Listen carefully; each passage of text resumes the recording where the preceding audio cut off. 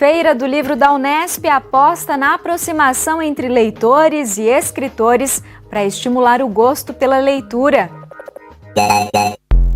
Durante as rodas de conversa, foi possível conhecer o processo de criação e até mesmo as adaptações de algumas obras. Sandro Valentini, reitor da Unesp, comenta como tem sido o trabalho dos gestores das fundações da universidade na criação de uma rede. A edição deste 17 de abril começa agora.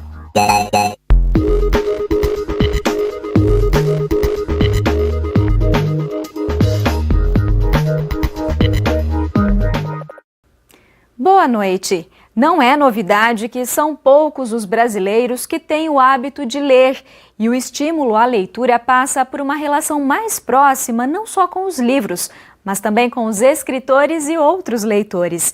Essa foi a aposta da segunda edição da Feira do Livro da Unesp. O que os livros representam? Para mim é crescimento.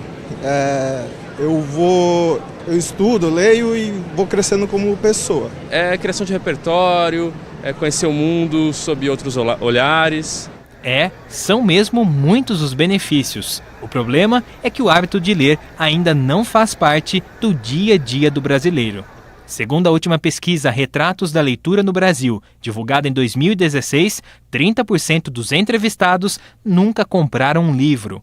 A média de exemplares lidos também é baixa. Os brasileiros leem quase 5 por ano, sendo que desse número, pouco mais de 2 foram consumidos do começo ao fim. Para tentar melhorar esses números, a Feira do Livro da Unesp deu uma mãozinha ao reunir editoras vendendo obras com super descontos. Mas o incentivo não parou por aí. A Feira do Livro da Unesp aproximou o público dos escritores. Você já imaginou, por exemplo, conhecer e conversar com um dos grandes nomes da literatura contemporânea do Brasil? Como é o caso do escritor Milton Atum? Pois é, quem veio na feira teve esse privilégio. Durante 1h30, o escritor participou de um bate-papo com leitores. Nascido em Manaus, já faturou 3 vezes o Jabuti, maior premiação da literatura brasileira. Alguns dos livros publicados por ele também ganharam novas versões, como é o caso de Dois Irmãos, que virou minissérie televisiva e foi um dos assuntos abordados no encontro. Os meus livros que foram adaptados para quadrinhos, minissérie, como Dois Irmãos, por exemplo, que é o meu livro mais adaptado para o teatro. O Órfãos do Eldorado, uma novela que eu escrevi, que foi, enfim, adaptada para o cinema também. Essas adaptações elas ajudam na divulgação. Por exemplo, quem é apaixonado por história em quadrinhos, muitos desses leitores eles vão ler ou já leram o romance, o Dois Irmãos. E da mesma forma, muita gente que viu a minissérie Dois Irmãos, da Globo, muita gente também leu ou vai ler o Dois Irmãos.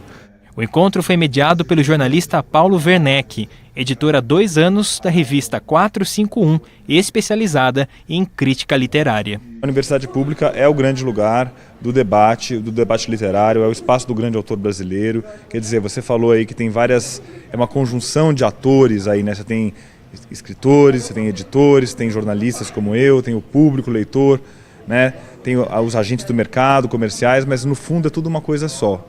Né, que é o mercado de livros. O mercado de livros não é puramente comercial, ele é um mercado que tem um valor cultural, um valor importantíssimo para a própria circulação de ideias, né, para a liberdade de expressão.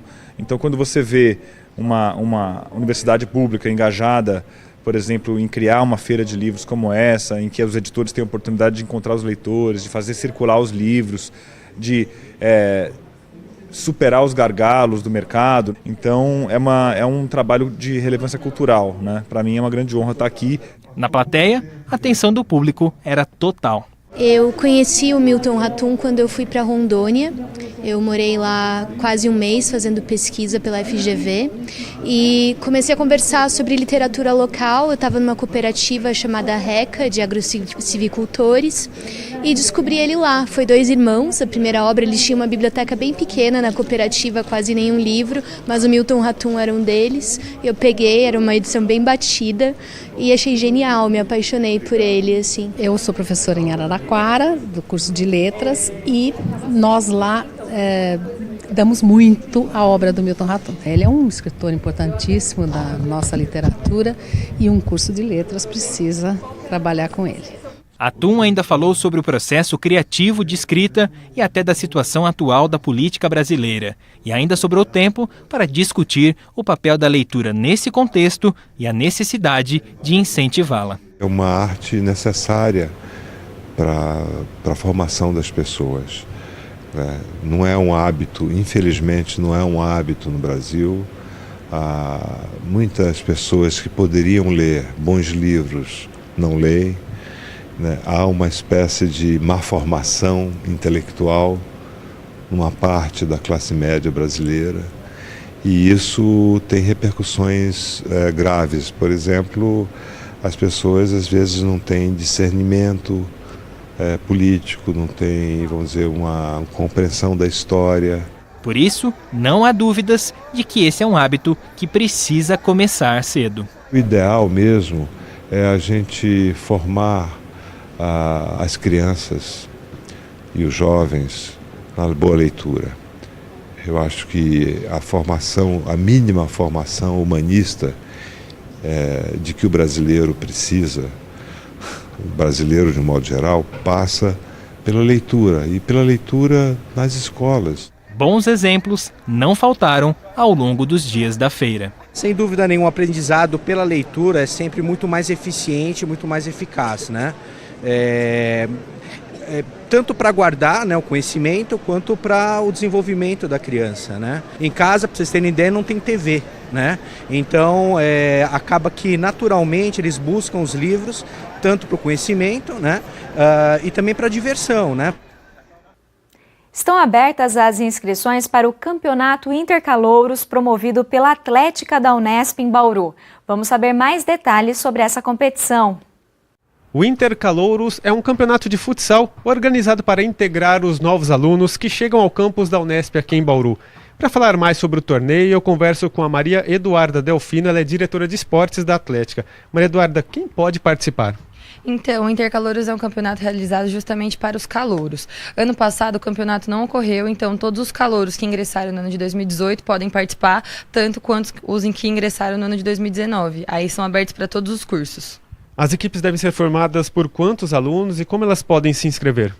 Então, no caso das equipes masculinas, no mínimo são 8 integrantes por equipe, e aí eles têm que ser do mesmo curso, da mesma sala, assim, tirando os cursos noturno e diurno que eles podem integrar. Então, todos os alunos do ano de 2018 fazem um time da mesma sala, de 2019 todo mundo da mesma sala. Já nas equipes femininas, o mínimo são 6 e podem ser calouras todas de 2019 ou todas de 2018, mas não precisa ser do mesmo curso para a gente tentar mais equipes se inscreverem. E quando os jogos vão ocorrer e onde? Então, as inscrições elas ocorrem até o final desse mês de abril, então a gente vai marcar uma reunião com os chefes de equipe, então eles vão correr do mês de maio ao mês de junho, que é o que a gente deixou separado em questão de quadras e tudo mais. Muito obrigado pelas informações, Maria Eduarda. Então, lembrando que o formulário de inscrições para as equipes interessadas em participar pode ser acessado pelo endereço que aparece aqui na sua tela.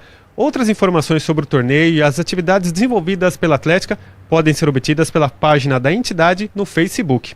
Júlio Penariol, para o Unesp Notícias.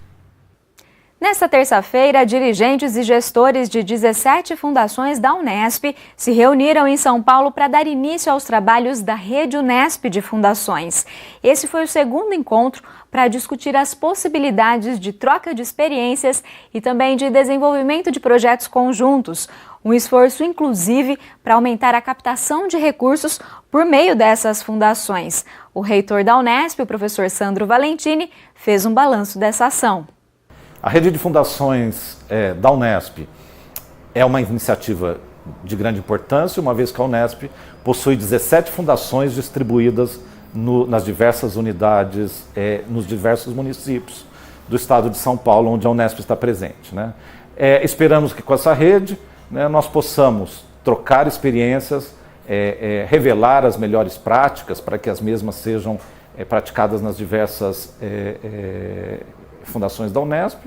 E o mais importante de tudo, na minha opinião, é estabelecer um banco de dados dessa rede para que possamos ter conhecimento, né, de todas as atividades que são praticadas pelas fundações da Unesp e, sem dúvida, tanto na direção de realização de cursos, de prestação de serviços, iniciativas com o setor privado.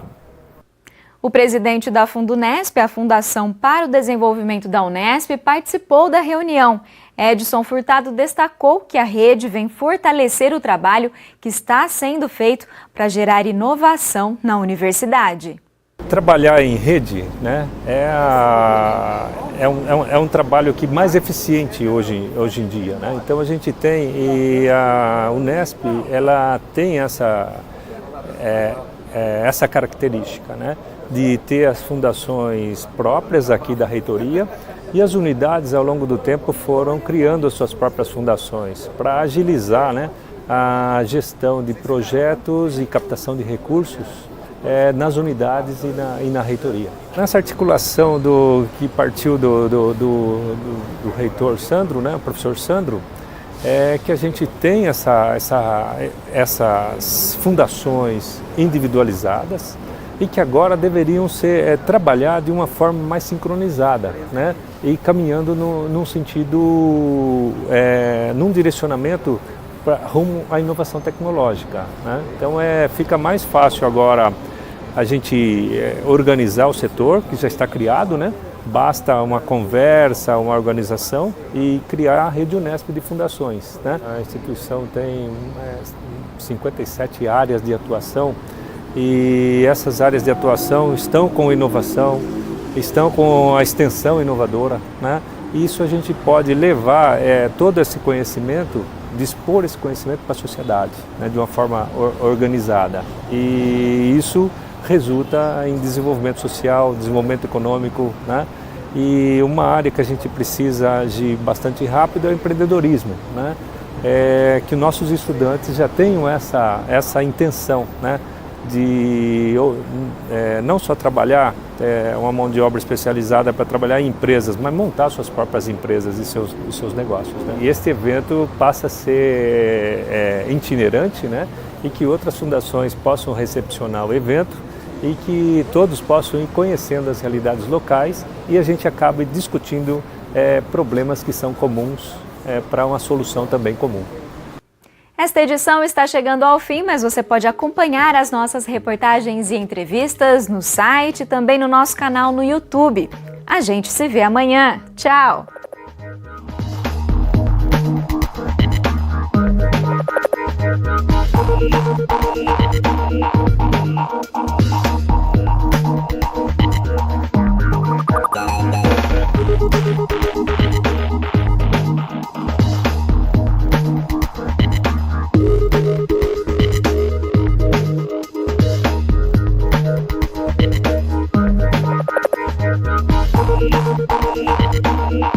Thank you.